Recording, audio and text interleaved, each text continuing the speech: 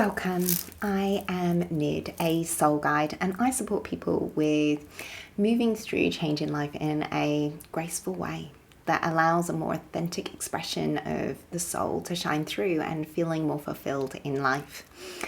And in this video, we're going to look at how it is that we can connect to more sweetness in yourself, in your life, in the moments in life, because it can become really easy to get bogged down in the seriousness, the heaviness, the traumas and the difficulties and the challenges of life, and maybe even just like the daily things that we have to do of ticking boxes of our responsibilities and taking part in this world.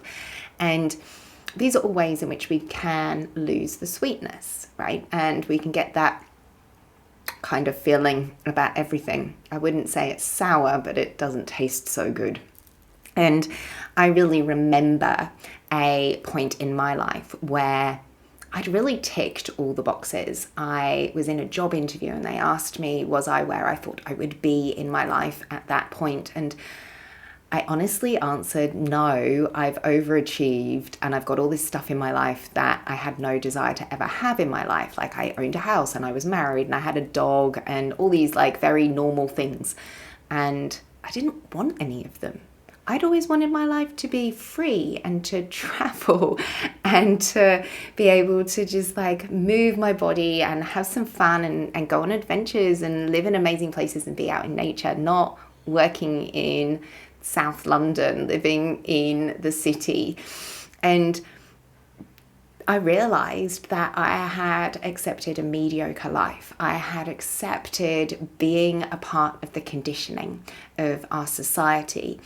And one of my colleagues, who was also a lawyer, she used to say to me, Nid, you're too sweet for this work. You've got so much playfulness in you. Like you need to be allowed to have way more fun in your life than what you're doing in this job. And she was right. She could see how much I had suppressed my natural soul's expression. And so many of us do that. We, for whatever reason, get lost and sacrifice the sweetness for ticking boxes, fitting in, doing what's right, being responsible, all these beliefs that are basically conditioning that are apparently to make life easier. But actually, I felt like they all made life harder. I felt like I was constantly trying to fit into boxes that I didn't fit into. Every time I had to fill out a form for my legal career, I didn't match the boxes. I couldn't line myself up.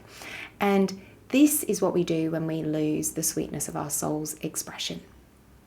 We don't feel like we fit, and we constantly feel like uncool or like we're not quite leveling up in some way. And I was listening to these two men the other day talking about not wearing the coolest outfit and how it would take them 6 months to be able to get into the next style of jean wear. And that's that trying to fit in, and that's not enjoying the sweetness of whatever it is that makes you feel like you're in your most joy. And when my partner and I met each other, one of the key things that both of us had said about our next partner was it was someone that we would, for him, he said the word adore. And for me, it was someone who could see the sweetness in life, who had that connection to awe and wonder, that we could go on adventures and always be looking for and finding that sweetness. And that was so important to both of us. And we cherish and value bringing that out in one another. So how is it that I moved from that mediocrity to a relationship and a life that prioritizes and values that sweetness?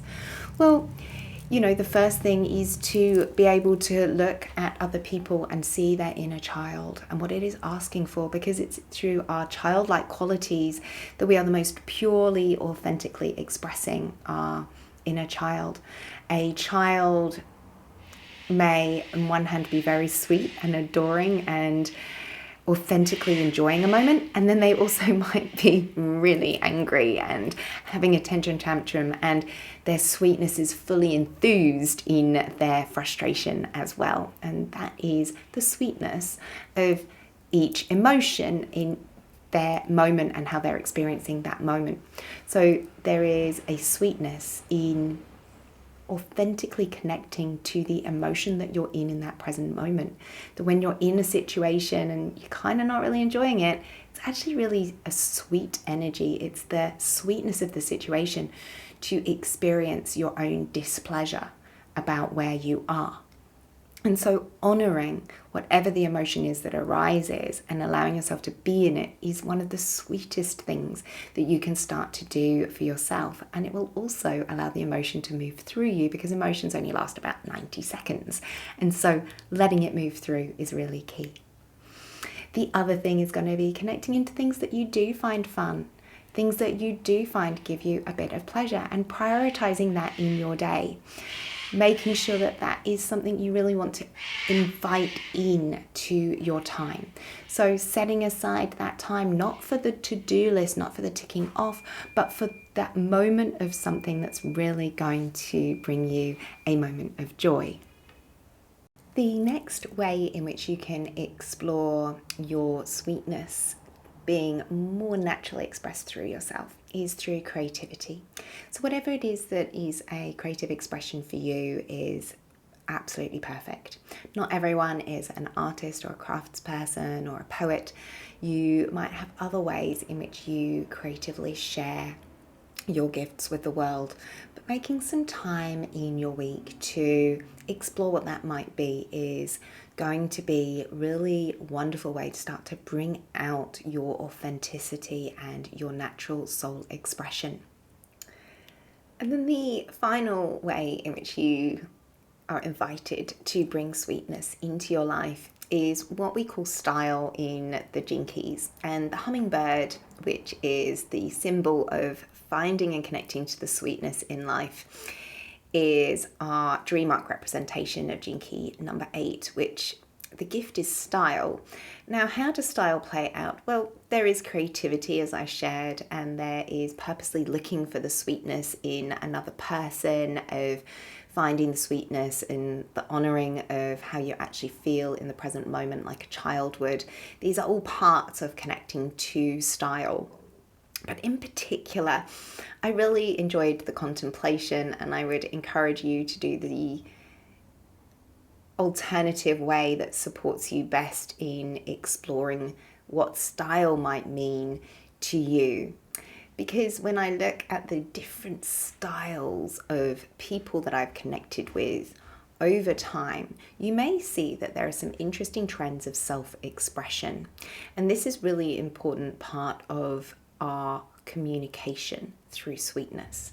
So much of the exploration of finding your own inner sweetness is going to come from how you connect and are in relationship with another person.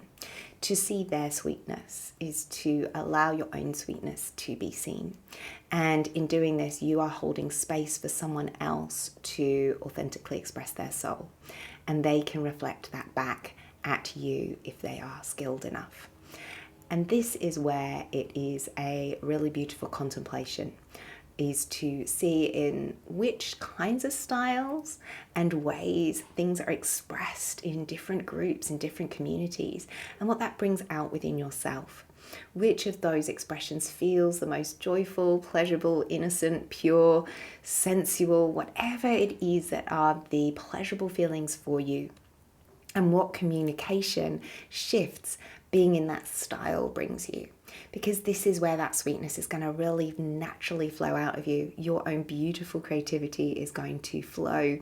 And that pure, innocent awe and wonder is going to be very easy for you to connect into and see and receive, and therefore give back in return from what you have seen and received. So enjoy exploring those 4 aspects of the ways in which you can bring sweetness. And remember that sweetness is in everything that you see. In A Course in Miracles, they often teach a daily practice where you take your eyes to look at something and you say, as you look at it, this object is not what I see. This object is not what I see. And I would invite you to take your own variation of this practice to look at things and see the sweetness and what is in front of you. What sweetness there is that is present right before your eyes. Because just like the hummingbird, everything is a flower. And it is only your stamina and endurance to see the sweetness that holds you back from being the sweetness and allowing your soul to naturally and authentically express itself.